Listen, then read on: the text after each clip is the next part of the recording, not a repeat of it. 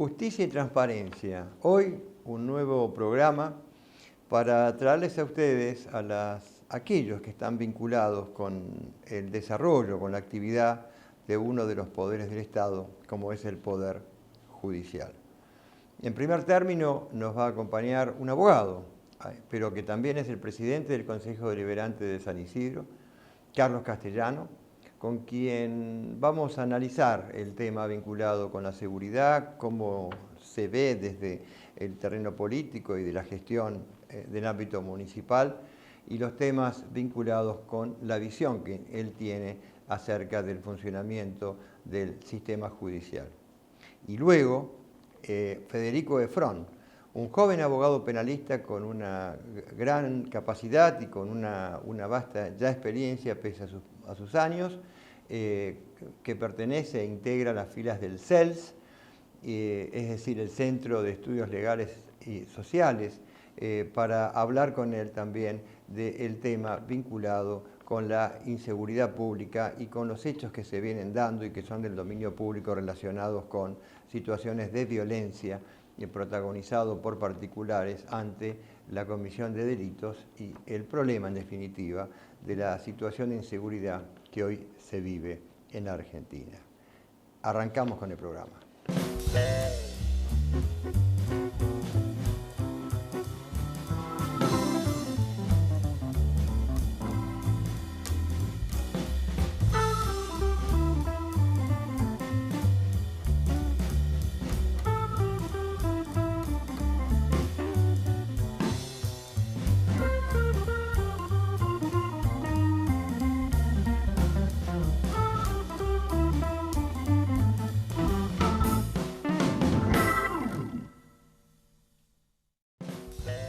Colegio de Abogados de San Martín, www.casm.org.ar 4754-2139. Colegio de Abogados de San Isidro, www.casi.com.ar 4732-0303.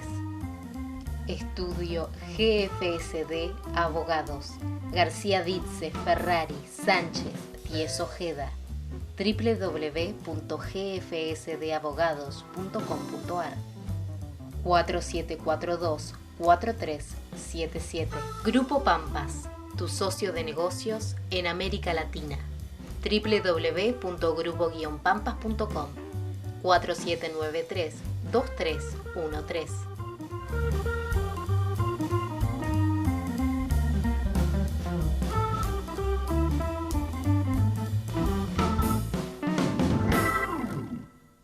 Seguimos en Justicia y Transparencia, tal como les adelanté hace un momento, con un colega, un abogado dedicado hoy intensamente a la vida política, particularmente acá en San Isidro. Me refiero al doctor Carlos Castellano, presidente del Consejo Deliberante del Partido de San Isidro. Carlos, un gusto. Un gusto mío. Tenerte acá en este programa que trata de llevarle a la gente, al ciudadano, a los vecinos, la idea de cómo funciona especialmente uno de los tres poderes del Estado, que es el Poder Judicial, para tratar de decírselo a través de los que operamos en el sistema. Y vos lo has hecho muchos años, ¿no? ¿Sos abogado? Sí, soy abogado, pateo de vez en cuando tribunales, cada vez menos, por una cuestión de que la función pública te lleva bastante tiempo. Pero bueno, sí, hemos trabajado desde empezando a colaborar en un estudio, allá cuando uno tenía 20 y pico de años, para ganar experiencia, hasta después fundar allá por el año 92 el primer estudio junto con otros colegas de acá de San Isidro, como Javier Jauregui, Anselmo Neto, Andrés Rolón. Ahí empezamos, incluso cuando empezamos, algunos todavía nos faltaba alguna materia, en el caso mío me faltaba el práctico, me acuerdo. A Anselmo Neto creo que le faltaba quiebras o alguna de esas, y bueno, y así empezamos a trabajar todos hasta que después la misma vida te va llevando, ¿no? Ya nos recibimos todos, montamos después cada uno sus propios estudios. Yo lo tengo acá en la calle Belgrano también, al 200, y bueno, me parece que que es fundamental para la sociedad, ¿no? O sea, es imposible pensar la vida colectiva sin reglas, sin normas. Así que es algo que me ha dado no solamente conocimiento para lo que a mí me gusta también desarrollar, que es la actividad pública, y que el Estado es justamente la institución madre de un sistema de funcionamiento colectivo, donde justamente su principal estructura es la estructura legal que le da vida, sino que también el ejercicio de la profesión en forma independiente, que te permite también tener muchas satisfacciones y muchos aprendizajes para la vida. Carlos, acabas de decir algo que yo lo tengo como un tema que reitero porque me parece de suma importancia. Acabas de decir ejercer la profesión de manera independiente. Y las constituciones, tanto la nacional como la provincial, exigen que para ser juez hay que tener años de ejercicio profesional. Y eso no se viene cumpliendo a rajatabla en el sentido de que no hay un ejercicio independiente de la abogacía, ¿no? Como un abogado con su estudio. Lo que vos acabas de contar recién como esa experiencia de vida, ¿no? De tener contacto con la gente, de que te consulten, ir a reclamar por otro al Estado, que es abogar, ¿no? Que es hablar por otro. ¿Vos pensás, yo tengo al menos ese pensamiento, que sería importante que estas cláusulas constitucionales se cumplan? Sin duda, sin duda. Por ejemplo, mira, una de las cuestiones que yo he charlado con otros colegas e incluso con algunos magistrados y con otros colegas que quizás forman parte del ámbito público también y que tienen espacios de representación nacional o provincial, es que una de las cosas que hay que cambiar es el formato de cómo se accede al Poder Judicial. Que está muy bien que exista la carrera judicial, que está muy bien que exista una currícula académica y docente que prestigie la formación de quienes después tienen la responsabilidad de ser magistrados, pero que en el medio también tiene que estar la experiencia de vida. Y esa experiencia de vida no solamente se da por una carrera, sino que se da en el ejercicio de la profesión independiente, con lo cual debería ser un elemento importante a considerar, y no algo que en general los concursos como que lo disvaloran. Y por otro lado, un tema que me parece no menor, que es también comenzar a medir la eficiencia de ese funcionario que pretende concursar en la justicia a través no de la cantidad de cursos que ha hecho, de la cantidad de horas cátedras que puede disponer en una universidad, sino a partir de la eficiencia real en el ejercicio de su función pública como juez, como secretario, como prosecretario. Entonces, si tuviste 400 causas en el año, ¿cuántas resolviste? ¿Con qué celeridad? ¿Con qué razonabilidad? Y que eso sea un elemento fundamental a la hora de producir los ascensos dentro del organigrama judicial. Pero bueno, lamentablemente sigue funcionando esa lógica de que alguien con gran prestigio académico es como que se impone muchas veces sobre otros colegas, trabajen en la función pública o trabajen en el ámbito independiente, cuando son en realidad los que tienen caminado los pasillos, los que conocen cuál es la realidad social con la cual van a tener que actuar y sobre la cual van a tener que decidir. Así que coincido plenamente con esa mirada. Claro, bueno, coincido con la tuya totalmente, pero hay una idea, ¿no? de que si a un juez, porque los hay y muy valiosos, y no hay que generalizar, uno no está generalizando, yo no quiero hacerlo, pero digo, los sistemas se montan sobre principios que hacen que esos sistemas funcionen o disfuncionen. Vos acabas de decir disfuncionar. Yo creo que a diferencia que como ocurre en otros países, me refiero a Brasil, México, por ejemplo, que conozco, que tienen un plazo los jueces de nombramiento y que en función de lo que han hecho, de cómo han rendido, de la idoneidad que han llevado a cabo, de la eficiencia, ¿no? Como cualquier empresa privada, como cualquier actividad pública, se les marca un límite y para mantenerlo tienen que haberlo acreditado. Se habla siempre, te acordás y lo tenés presente, el tema de que eso sería cuestionar la independencia del Poder Judicial. ¿Se cuestionaría por eso? Yo creo que no. Creo que lo que le aportaría sería justamente mayor eficiencia, mayor calidad en la designación y algo fundamental, que es que cuando vos tenés perpetuidad en el cargo, eso tiene que estar acompañado también de de actos de responsabilidad, de esfuerzos, de eficiencia, sino lo que logra es aburguesamiento y burocratización del sistema, que es lo que lamentablemente ha ocurrido en muchos de los ámbitos. Como bien decís vos, no decimos que en todos los juzgados funciona lo mismo, pero en muchos funciona así.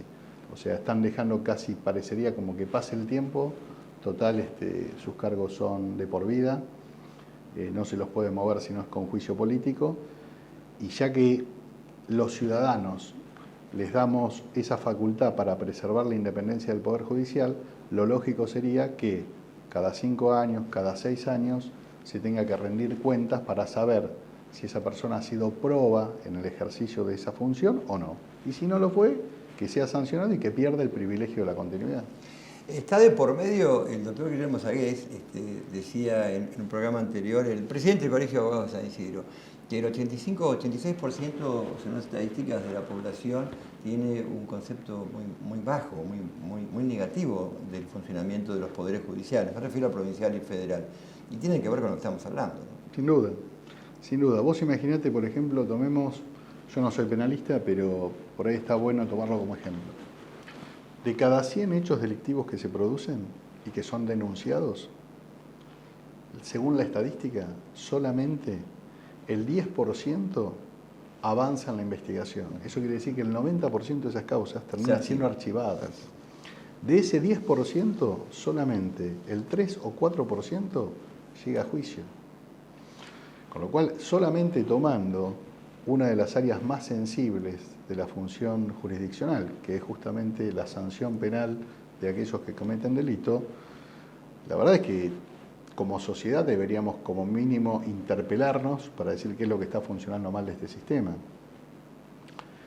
Cuando vos vas al fuero civil, lo que uno observa es que el acceso a la justicia generalmente es para aquellos que medianamente tienen recursos de pagar a un abogado, porque si no, lo cierto es que todo lo que tiene que ver con las defensorías civiles, que todo lo que tiene que ver con la posibilidad de que el Estado acompañe a un sector socialmente vulnerable de la comunidad y que es al que vos más deberías proteger, la verdad es que no tiene acceso, o que termina yendo al colegio de abogados para ser atendidos por quienes alguna vez tuvimos que hacer los prácticos y entonces junto con un profesor atender a un ciudadano que recurre para ser asesorado, donde esa causa que se inicia la inicio yo, no la termino y entonces el año que viene con otro grupo nuevo de alumnos y si tenemos suerte sigue el mismo profesor, entonces se puede continuar la defensa del derecho de ese ciudadano. La verdad es que está mal instrumentado el sistema.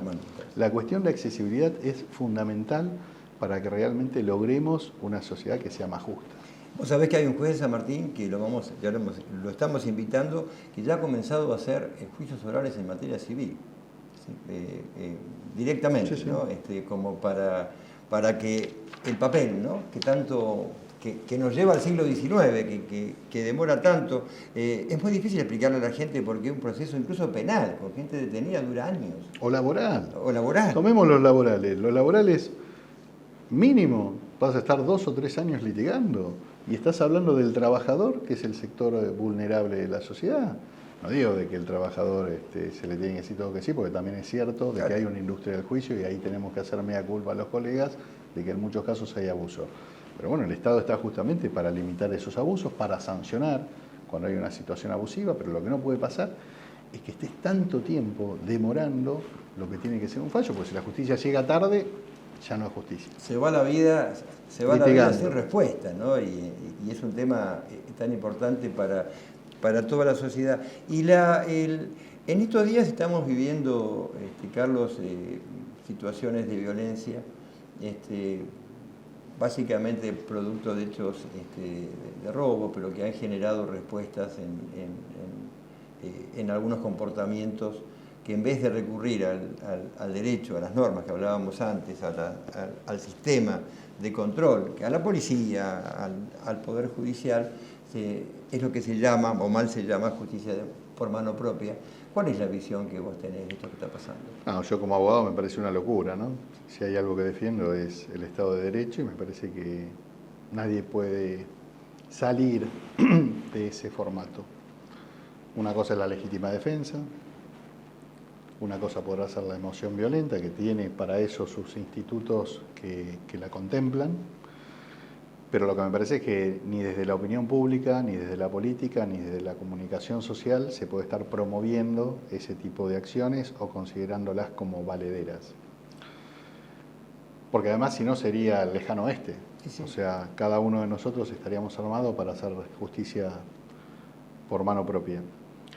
Creo que sí, lo que tenemos que hacer es todos, como ciudadanos y aquellos que tienen la responsabilidad de gobernar fundamentalmente, tomar el tema de la seguridad como uno de los problemas que más reclama la sociedad y sí trabajar desde una mirada amplia, sabiendo de que hay una causal social del delito que no ha sido atendida y que ha sido deteriorada en estos últimos años también, y que después hay parte de este problema que tiene que ver con la ineficiencia del poder de policía del Estado. Por un lado tenemos el problema policial, con una organización fundamental para que el Estado pueda ejercer su poder de policía, pero que en el caso de la provincia de Buenos Aires tiene altísimos niveles de ineficiencia, y corrupción incluida. Por otro lado, un sistema carcelario que una vez que sancionan, en lugar de tratar de regenerar a esa persona que cometió un delito dentro del sistema, lo que hace es genera dispositivos para que salga peor que como ingresó, y una vez que egresó, porque cumplió su pena, no hay opciones demasiadas para hacer contenido. Y ahí hay que reconocer el buen trabajo que muchas veces hacen otros, no el Estado. Lo hace la Iglesia Católica, lo hacen las iglesias evangelistas, lo hacen algunas organizaciones sociales como Rugby por la Integración y otras organizaciones que de distinta forma trabajan para generar espacios de contención, pero no lo está haciendo el Estado. Es verdad eso. A mí siempre me quedó, perdóname Carlos, me quedó siempre un caso que tuve, que conocí, de una persona que había estado presa varios años en Olmos y que cuando lo largaron a la noche, no tenía cómo llegar a su casa, que por supuesto quedaba muy lejos. Entonces lo primero que hizo fue asaltar al remisero de la esquina, lo detuvieron y volvió tal cual había salido. No aprendió nada. No aprendió nada, pero tampoco el Estado le dio una herramienta. Una herramienta, ¿no? Bueno, ahí tenés un buen ejemplo. Toma otro ejemplo. La ley de empleo público en la provincia de Buenos Aires dice que vos no podés tener trabajando bajo la órbita del Estado a una persona que esté con proceso o condenada penalmente. Entonces uno dice, ¿cómo vamos a hacer para explicarle a la sociedad que tratemos de hacer un esfuerzo colectivo para reinsertar a estas personas, que además nos va a generar un costo social y económico más bajo a todos? Totalmente. Porque si vos lo reinsertás, esa persona deja de delinquir, con lo cual lográs un costo social mayor, mejor. Y hasta económicamente al Estado le conviene reinsertarlo porque pasa a ser una persona que se reincorpora al sistema productivo, en el sentido más amplio del término. Bueno, esto que no ocurre, fíjate vos que tenés dispositivos legales que al mismo Estado de la provincia de Buenos Aires y a los municipios nos impide tomarlo. Es muy interesante. Bueno, en realidad, ¿qué hay que hacer? Modificar. Bueno, yo he hablado con algunos legisladores provinciales para que justamente tengan en cuenta esto, y esto no significa, para que no quede mal interpretado, de que uno está en contra de la sanción, ¿no? No. Yo creo que el Estado tiene que estar para sancionar, pero tiene que estar para sancionar en forma justa. Porque es más, yo siempre interpreto la sanción no como un concepto represivo, sino como un concepto educativo. O sea, la sanción educa. Un día un profesor universitario, que fue el doctor Petraki, que era la única cátedra existencialista que había en la UBA allá por los años 80, nos planteó un tema que era: uno aprende de sus errores y nada más que de sus errores.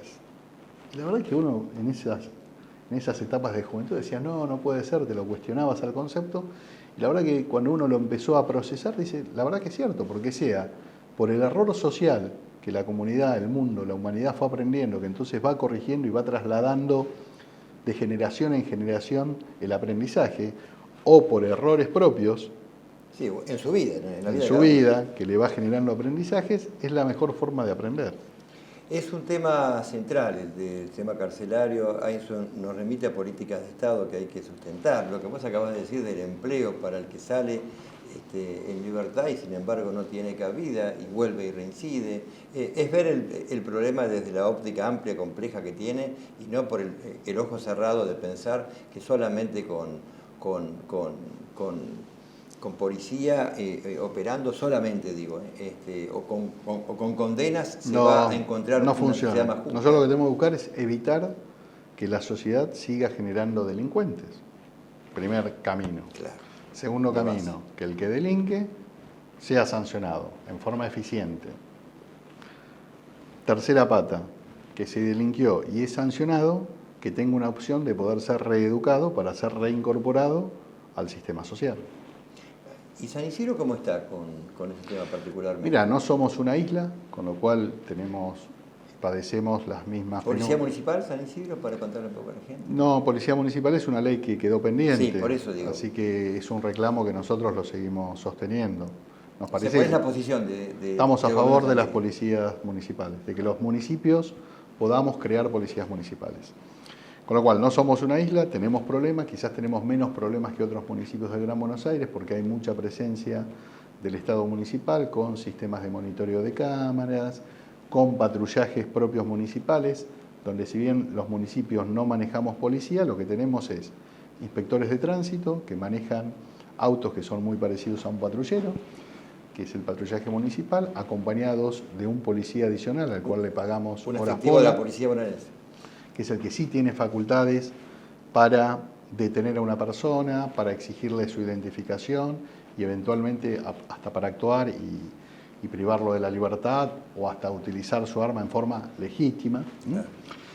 Facultad que los municipios no tenemos, pero para nosotros es un buen camino. Es un camino donde las policías municipales, por ley, puedan desarrollar las tareas de prevención, de patrullaje, y para que la policía de la provincia de Buenos Aires realmente quede abocada a los delitos más complejos, a delitos como pueden ser narcotráficos, piratas del asfalto, robos automotores, que son delitos mucho más complejos, que generalmente necesitan de organizaciones delictivas y que para eso vos necesitas otra organización también para ser investigados, y creemos de que eso no es la solución, la solución es atender los distintos flancos a la vez, pero que seguramente lo que te va a hacer es mejorarte las condiciones de convivencia.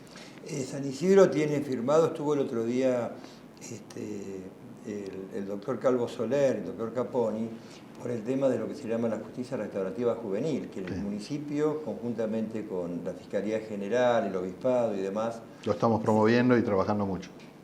Eso tiene que ver con lo que estamos hablando. Sí, es una mirada distinta, es una mirada donde por un lado, te vuelvo a repetir, esto es como en la casa, o sea, para que entienda el vecino.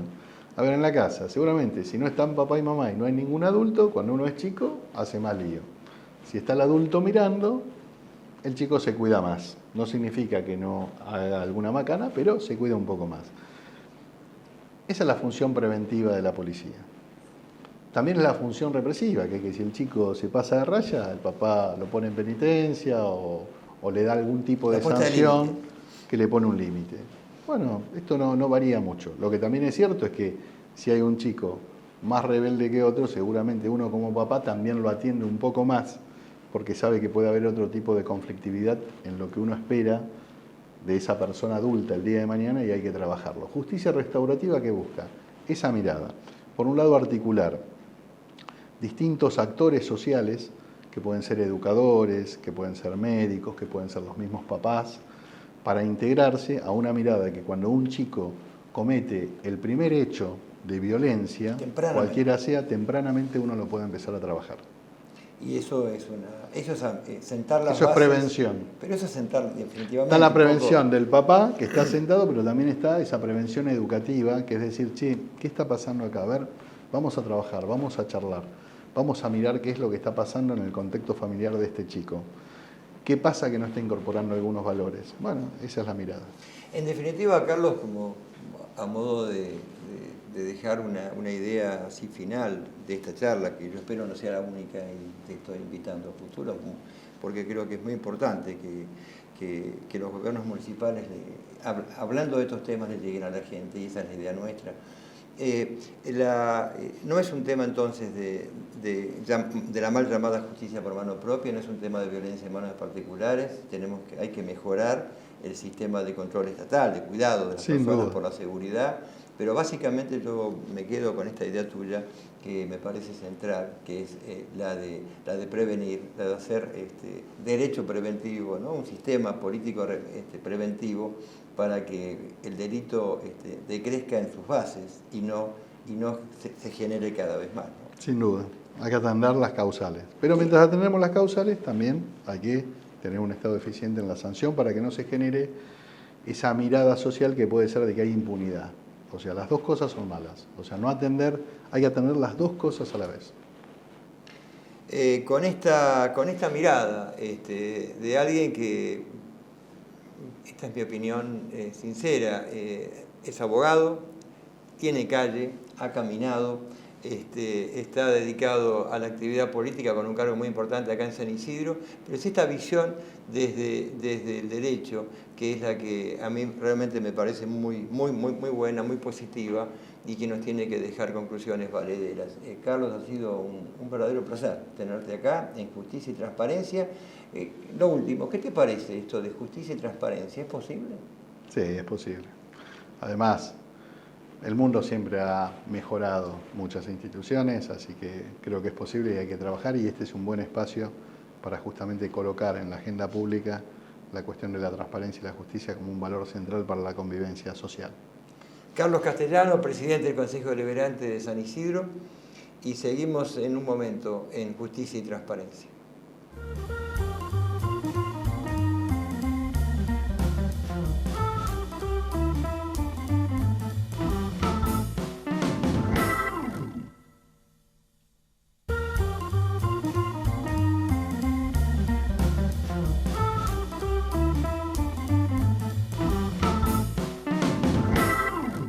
Seguimos en Justicia y Transparencia y tal como les adelanté al comienzo del programa, con un representante del Centro de Estudios Legales y Sociales acá de la Argentina, el llamado y conocido CELS, y me refiero a un colega, al doctor Federico Efrón. Federico, un gusto tenerte acá en Justicia y Transparencia. ¿Qué te inspira este nombre, Justicia y Transparencia? Y es difícil no atarlo a lo que está pasando hoy en día en Argentina, digamos, con las discusiones que se vienen dando en la sociedad. El cómo trabaja la justicia hoy en día está muy en boga, muy en discusión, sale en todos los diarios y a veces se pierde la noción del rol que debería tener el Poder Judicial y lo que se supone que es la justicia, digamos, si es posible definirlo de alguna forma. Y la transparencia también, que está muy atado, digamos, con todas las discusiones que hay en términos de corrupción que vienen pasando, que parecería una característica de la política argentina. Me parece que son dos conceptos muy difíciles de definir, pero que sin ninguna duda tienen mucho que ver con lo que pasa hoy en día en la sociedad argentina. Coincidís, ¿no?, que hay el sistema judicial es un poco opaco, ¿no? Lo decía Rodrigo Bordo la vez pasada, tiene una opacidad. Es difícil que el ciudadano común pueda hablar con un juez, pueda tener contacto, pueda ver qué es lo que sucede detrás de las paredes o de los vidrios que por lo general son transparentes pero que no dejan ver del sistema judicial. No lo quiero resumir a un problema arquitectónico, pero tiene que ver con una idea un poco medieval del Poder Judicial, ¿no? De hecho, el edificio de tribunales de Capital Federal así lo parece, ¿no? Uh-huh. Es muy oscuro y que la idea un poco es abrir, ¿no?, las ventanas y que la gente pueda ver lo que pasa. En la provincia de Buenos Aires se ha instalado ya el juicio por jurado, que está funcionando, y es un camino, pero hay que seguir transitándolo, ¿no? Sí, sin duda. Yo creo que más que opaco, el problema es desconocido, y cuando se conoce, se lo conoce, digamos, con las peores partes del sistema de justicia. Hay muchos problemas para acceder a la justicia, entonces hay problemas para que uno, digamos, sea defendido como corresponde y con todas las garantías que la Constitución da a todo ciudadano, pero también cuando uno quiere ir a reclamar, sobre todo cuando uno quiere reclamar, hay problemas graves de acceso a la justicia, y eso implica que hay una laguna muy grande entre el ciudadano común y el sistema judicial. Y en ese sentido también tiene mucho que ver quienes conforman el Poder Judicial, que muchas veces a través de sus fallos muestran lo lejos que están, digamos, de la sociedad. Federico, ¿el CELS comienza en qué año? En el 79, a partir de la desaparición de la hija de Emilio Mignone. Emilio Mignone. Así es, comenzó una búsqueda para encontrarla, pero para denunciar lo que estaba pasando. En plena dictadura.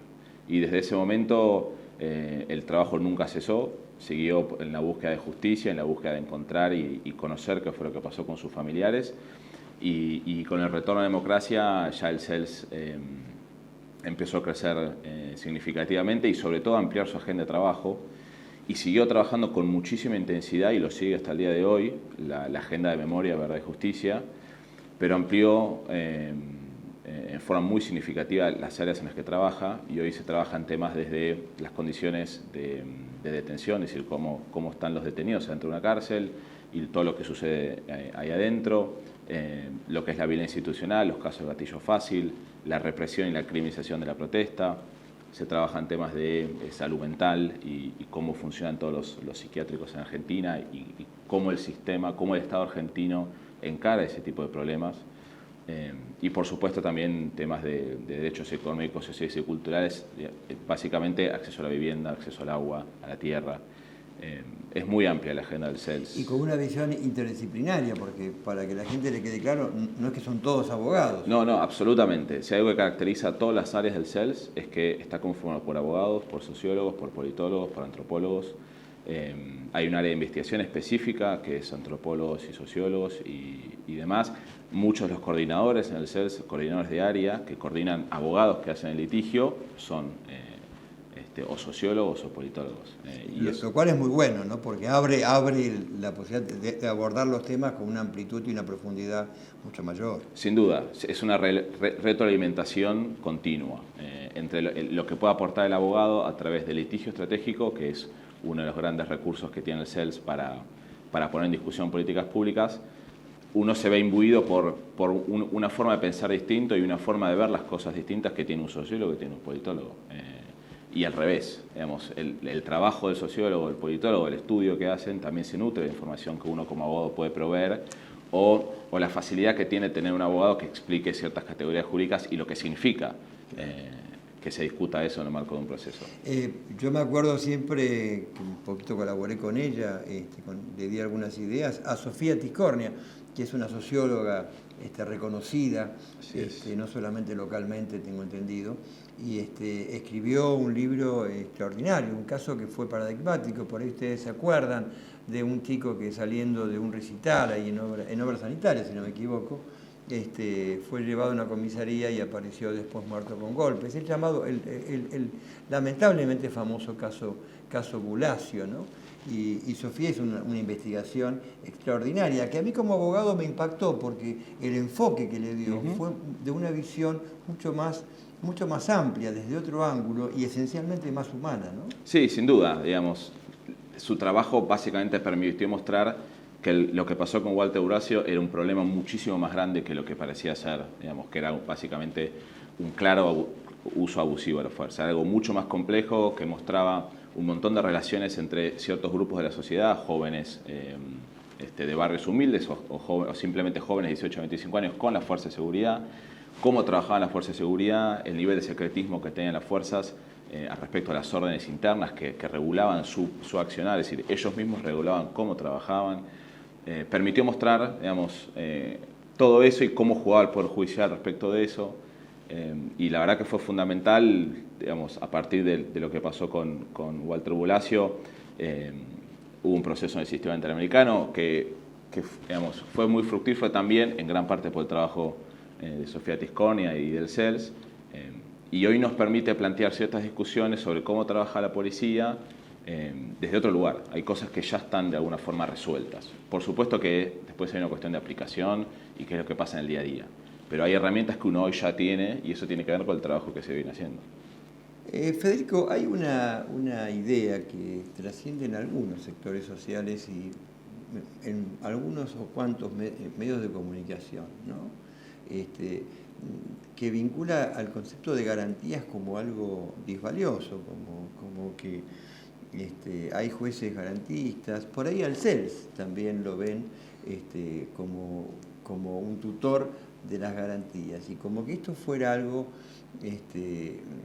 equivocado o algo que atenta contra el interés común, lo cual de por sí es una paradoja, ¿no? Uh-huh. Yo me acuerdo que una vez, y de aquí viene la pregunta que te quiero hacer, lo entrevisté a Daniel Sapsay, y ante la pregunta de qué opinaba de lo que se hablaba mal del garantismo, el llamado garantismo penal, él contestó muy firmemente que si hay un juez que no cumple con las garantías de la Constitución, o se tiene que ir solo o lo tienen que echar. Que me pareció un principio muy bueno, más allá de la posición política que tenga el doctor Sapsay, porque expresa ese ámbito de tutela que nos da la Constitución a todos, ¿no? Desde el CELS ustedes tienen esta percepción de que hay sectores que ven al respeto de las garantías individuales como algo disvalioso, ¿no? Sí, es decir, sin ninguna duda es una discusión, digamos, que por momentos se reproduce con mayor intensidad, por momentos menos. Hoy es un momento en el cual eso se está empezando a discutir muy fuertemente nuevamente. Pero es una discusión que hay que tener con mucho cuidado, con mucha precaución, porque en el momento en el cual todo es garantismo, se cae muy fácilmente en creer que, digamos, al ser demasiado garantistas, se deja a los delincuentes libres cuando la ley permitiría otras cosas, y todo se reproduce en que es más insegura toda la situación o que hay más delitos. Y la verdad es que, digamos, la discusión tiene que ser con más profundidad y con mucha más precaución, porque lo que termina pasando es que a las respuestas del garantismo suele venir unas políticas de mano dura, y lo único que produce eso es que haya más gente en las cárceles y que no baje el delito. Entonces, por eso la discusión tiene que ser con mucha profundidad, porque si uno se atiene a la Constitución, si uno se atiene a los tratados de derechos humanos, que hoy en día forman parte de nuestro ordenamiento jurídico, queda muy claro que digamos, las garantías en beneficio de toda persona acusada de cometer un delito están ahí, de la misma forma que están las garantías para que la víctima pueda participar en el proceso y que el Estado le brinde una respuesta sobre lo que pasó. Las garantías son para todos. Exactamente, exactamente. Y en ese sentido nosotros trabajamos para que, digamos, tanto con, digamos, en el sentido de que se respete las garantías de todo imputado en un proceso penal, así como, y de hecho nosotros ejercemos mucho en representación de víctimas, ejercemos todos los derechos que el sistema da para, digamos, participar del proceso penal y encontrar una respuesta a un evento, digamos, a un hecho delictivo. Lo que pasa es que hay una falsa creencia que algunos alimentan. El otro día lo escuché en un canal de cable, que nuevamente se habla de la puerta giratoria, ¿no? De que se entra por una puerta y sale por la otra. En lo que estamos trabajando, yo soy penalista hace tantos años como vos hace menos años, vos sos más joven, pero hace ya mucho tiempo que te dedicás a esto, y no es cierto, y eso no es así. Ha aumentado enormemente la población carcelaria, y sin embargo se confunde la idea de una sociedad y de un sistema político que garantice a todos sus ciudadanos un juicio justo, que es un avance de la civilización. Se confunde y se cree que eso en realidad es en favor de los que delinquen, y en realidad es en beneficio de todos, ¿no? Sí, por supuesto. Es decir, se supone que las garantías son para todos los que están, los que se encuentran en calidad de imputados frente a un proceso penal. Pero aparte, digamos, discutir si todo se traduce en puerta giratoria o no puerta giratoria, más allá de que digamos, las estadísticas muestran que es claramente lo contrario, cada vez hay más personas detenidas en Argentina, esconde una discusión que es la necesaria, que tiene que ver con por qué una persona, primero una cuestión como sociedad, por qué una persona llega a esa situación donde delinque. Y segundo, cuando entra al proceso penal, digamos, cómo se reproducen dentro del sistema penal todas las desigualdades que quizás explican un poco que se encuentra inmerso en una situación ilegal. Y en ese sentido no se discute, o por lo menos no con la misma intensidad que el garantismo o la puerta giratoria, el estado de las cárceles, que sin ninguna duda contribuyen a que la persona se sienta, sin ninguna duda, mucho más afectada y, digamos, viviendo en condiciones inhumanas. Tampoco hay, digamos, serios proyectos del Estado que tengan que ver con la reinserción laboral de aquellos que salen o la educación. Es decir, ¿existen programas? Sí, por supuesto, pero son de difícil acceso, no están en todas las cárceles. Es un tema muy complejo y por eso hay que tener mucha precaución. Si caemos en la discusión de la puerta giratoria, todo lo otro va a quedar invisibilizado y eso es lo que, digamos, nosotros entendemos que se tiene que estar discutiendo. Ahora, estos temas nacen como en la actualidad, donde a partir de la ocurrencia de hechos delictivos o que se están investigando como tales, ha habido ciudadanos, vecinos que han tomado lo que mal se llama justicia por mano propia. El caso paradigmático de Zárate, ¿no? Donde el carnicero, que la gente, usted señor está en tema, que persiguió con el auto a los que lo habían asaltado, atropelló a uno, bueno, que fue golpeado, creo que también por él y por vecinos, y que finalmente murió, y que esto generó incluso un comentario del presidente de la República, de Macri, en el sentido de que había que soltarlo, porque era un hombre que era una buena persona y entonces había que soltarlo, pero al mismo tiempo, lo que vos acabas de decir, hay miles y miles de personas que están en prisión preventiva.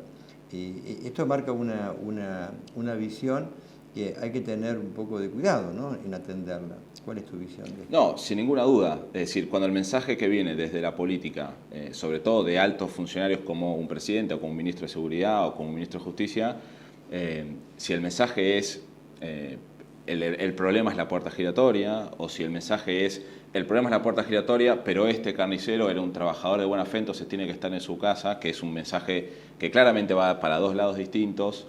Es contradictorio. Es contradictorio, pero aparte marca de alguna forma, digamos, cómo se piensa del poder político eso, y todo apunta, porque no se puede no tener en cuenta esto con lo que desde el propio gobierno se viene marcando como una política pública, que es la lucha contra el narcotráfico, y el decreto que valga la redundancia, decretó la emergencia en seguridad a principio de año, que implicaba un montón de cosas que el gobierno podía hacer. Todo tiene que ver con una política de mano dura y en Argentina tenemos sobradas experiencias de que estas políticas de mano dura no sirven absolutamente para nada más que llenar de cárcel, de gente de las cárceles. No solucionan el delito, no bajan la cantidad de delitos, no bajan la intensidad de los delitos, llenan las cárceles de más gente. Y en la gran mayoría de las veces siempre son personas de bajos recursos, gente joven de barrios pobres, de villas, que porque vienen, digamos, en el marco estando de alguna forma por fuera del sistema, son los que con más dificultad pueden tener una defensa, recurren a la defensa pública, que está sobreexplotada, entonces no puede quizás trabajar de la misma forma en todos los casos o como quizás podría. Es un problema grande que desde el poder político venga este mensaje. De hecho, hay situaciones de violencia. En Córdoba también fueron golpeados, creo que con resultado también mortal. Hace poco, dos personas que estaban imputadas de haber cometido un robo, y hay muchos casos que hoy están en boca de todos. Pero esto tiene que ver con una idea también de que no están funcionando los sistemas de seguridad. Porque, Federico, recordemos que las convenciones que antes hablábamos, ¿no? La de los derechos del hombre y del ciudadano, y en fin, las convenciones en general que están en la Constitución argentina desde el 94, uno de las garantías es la seguridad ciudadana, ¿no? La seguridad de los ciudadanos, ¿no? Y hoy tenemos un déficit por ese lado, que es el Estado que debe cumplir con esos compromisos internacionales y obviamente cumplir con la gente y darle tutela. El problema es no perder en medio de esa situación donde no se está dando esa seguridad, que algunos que alienten la violencia por mano propia como respuesta, porque eso nos lleva a lugares que no queremos llegar, ¿no? No, sin duda. Es decir, cuando uno elige la discusión y lo pone en la puerta giratoria o limitar las excarcelaciones, como se hizo numerosas veces en la provincia de Buenos Aires en los últimos 15 años, uno esconde o no pone en discusión algo que debería suceder, que va directo a lo que vos planteabas. Hace falta profesionalizar la fuerza de seguridad, hace falta limpiar a las fuerzas de seguridad que forman parte de las redes de ilegalidad, hace falta profesionalizar, digamos, la investigación de ciertos delitos complejos, y de esa forma seguramente puede haber un cambio en términos de, digamos, del Estado proveyendo la seguridad que está obligado a proveer. Mientras que se discuta que se limitan las excarcelaciones, va a seguir estando en la cárcel aquel que cometió un delito menor o un delito de robo, y no las grandes redes de ilegalidad. Digamos, no van a estar en discusión las grandes redes de ilegalidad. Federico, vos estuviste un año o más en Estados Unidos haciendo un curso, entiendo, de Derechos Humanos en California, creo. Así es. Que básicamente, ¿de qué consistió? Brevemente. Básicamente, digamos, profundicé el estudio, digamos, sobre el derecho constitucional norteamericano, y allá, a diferencia de nuestro sistema, básicamente las leyes salen más que nada por fallos de la Corte Suprema. Entonces me dediqué en distintos temas a estudiar cómo la Corte norteamericana viene regulando sobre todo derecho constitucional, y particularmente también cómo trabaja la fuerza de seguridad, qué puede hacer un policía en la calle, en la prevención del delito, al detener un vehículo, entre muchas cosas. Me profundicé en estos temas. Y en dos palabras, por los tiempos, ¿notás alguna similitud o algo muy diferente con lo que pasa en Argentina? No, yo creo que, digamos, quienes sufren las mayores consecuencias de los problemas actuales en Estados Unidos podemos encontrar paralelos con lo que hay acá, los pobres, los inmigrantes, los negros, de la misma forma que acá son la gente de las villas y también los inmigrantes. Y lamentablemente, por lo general, la respuesta estatal suele ser también de protección a cómo trabaja la fuerza de seguridad en la calle, cómo trabaja la policía en la calle, y lo mismo desde el Poder Judicial, digamos, en el sentido de siempre buscar una justificación a que lo que hizo el policía estaba bien por tal y tal motivo. Entonces, de esa forma se habilita ese tipo de acción policial. Por eso hoy en día, yo creo que en gran medida sigue habiendo una discusión sobre discriminación racial en términos de cómo trabaja la policía, y hace 2 días tuvimos otro caso más de un homicidio totalmente injustificado por una policía a un hombre negro. Que ha generado una respuesta importante en Estados Unidos.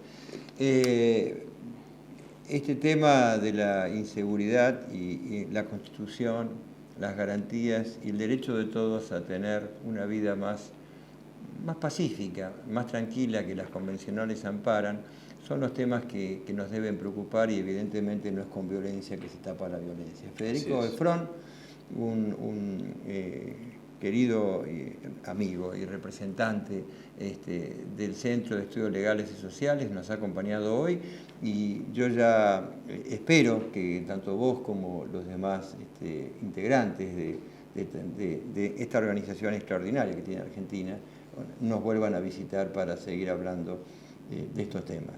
Gracias, Federico, por haber estado acá. Gracias por la invitación. Y seguimos con ustedes en Justicia y Transparencia.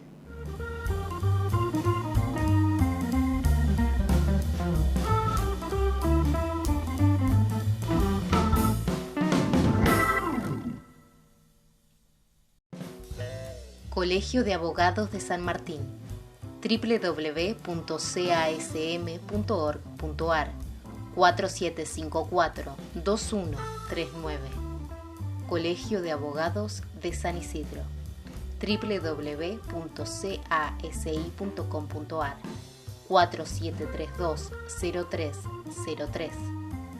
Estudio GFSD Abogados, García Ditze, Ferrari, Sánchez, Diez Ojeda, www.gfsdabogados.com.ar 4742-4377.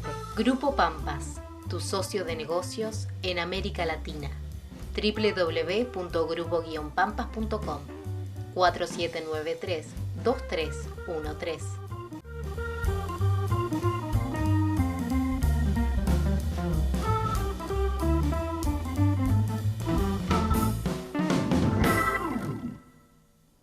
Seguimos en Justicia y Transparencia con un programa que hemos tenido hoy, en mi opinión, que ha dado una información para que ustedes puedan en casa reflexionar acerca de estos temas. Fundamentalmente creo para destacar en este cierre el tema de la inseguridad, el tema del cumplimiento del rol del Estado en materia de darnos a todos los ciudadanos mínimamente un esquema de seguridad a partir de políticas públicas que así lo permitan, para generar con ello la posible vida más tranquila.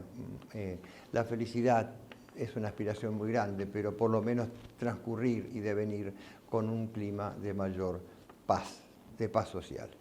Esta es una responsabilidad del Estado que evidentemente hoy está mal funcionando, pero me pareció muy interesante la reflexión del presidente del Consejo Deliberante de San Isidro, el doctor Carlos Castellano, cuando señalaba que es un tema complejo, que tiene que ver, hay que abordarlo tempranamente, que tiene que ver con la atención del delito, sancionándolo, decía él claramente, pero con políticas que permitan la reinserción de aquel que sale de la cárcel, que la cárcel sea un espacio donde que aprenda un trabajo, que el Estado tiene que hacerse cargo de estas situaciones proyectadas, porque con lo social, decía él, la atención de las situaciones primarias y con este cuidado que se debe dar en el sistema carcelario,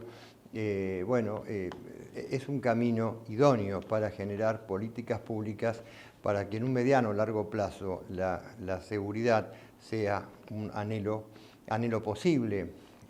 Lo mismo, en la misma línea, el doctor Federico Efrón nos habló acerca de la necesidad de contar con este tipo de criterios políticos, sociales, jurídicos, para tratar de llevar adelante el tema de una manera estructural, de una manera interdisciplinaria, que permita abordarlo y encontrar caminos de solución. Hoy por hoy están inundados los medios con algunos que manifiestan que debe hacerse justicia por mano propia.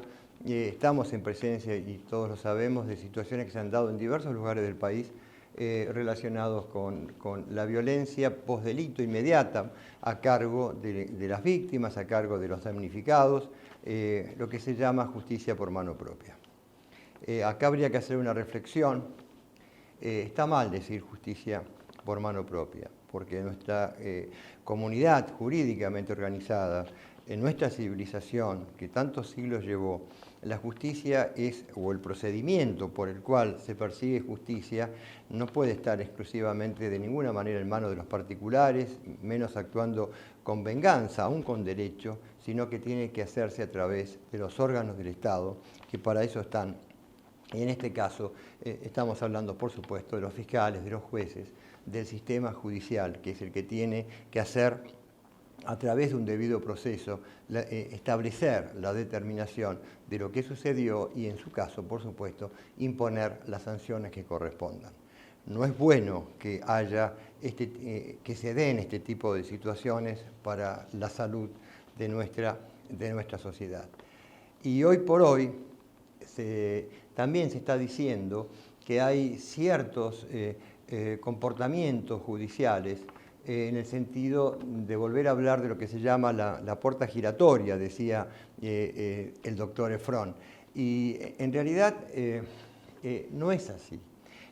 Miren, el ministro de Justicia de la provincia, el actual ministro de Justicia de la provincia, Gustavo Ferrari, cuando informó hace unas semanas a la comisión bicameral de la legislatura provincial, ya informaba que existen más de 10.000 presos en una superpoblación, es decir, en una población carcelaria que tendría los centros de detención de la provincia, las unidades del Servicio Penitenciario Bonaerense, capacidad para 26.000, 28.000 internos detenidos, hoy ya se está en los 36.000.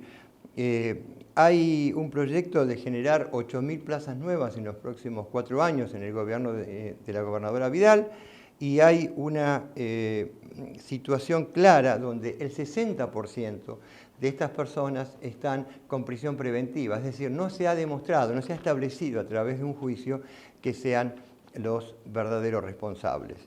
En estos días también pudimos escuchar a algunos que haciendo una arenga desbocada, diría yo, han propiciado la idea de matar, del homicidio, un viva la muerte, matando a aquellos que cometen hechos de violencia como una respuesta para conjurar la situación de inseguridad y en realidad convirtiéndonos en esa idea, en esa pretensión a todos nosotros, a los que creemos en los valores, en formar parte de la misma idea de violencia frente al otro, frente al prójimo. Y eso es lo que no debe ocurrir. Los dejo con una imagen para que reflexionemos todos. Hasta el próximo programa de Justicia y Transparencia.